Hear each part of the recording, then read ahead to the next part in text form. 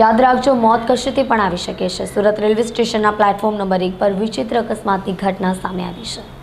Railway સ્ટેશનનું platform પણ વાહન અકસ્માતથી સુરક્ષિત નથી। સુરત રેલવે સ્ટેશનના પ્લેટફોર્મ નંબર 1 પર બેટરીથી ચાલતા વાહનમાં એક વ્યક્તિનું કચડાઈ જવાથી મોત થયું હતું। રેલવે પ્લેટફોર્મ પર એક અજાણ્યો વ્યક્તિ સૂતો હતો ત્યારે એક બેટરી સંચાલિત વાહને તેને કચડી નાખ્યો હતો।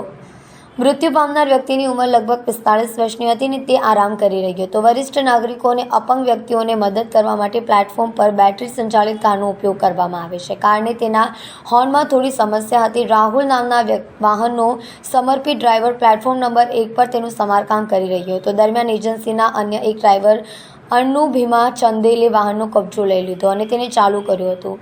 તેને એક્સિલેટરને જોરદાર રીતે ધક્કો મારતા કાર અનિયંત્રિત થઈ ગઈ હતી અને પ્લેટફોર્મ પર સૂતી એક વ્યક્તિને કચડી નાખી હતી। પોલીસે જણાવ્યું હતું કે ભોગ બનનાર તેના દેખાવ, કપડાં અને સંપત્તિથી મુસાફર જેવો લાગતો ન હતો।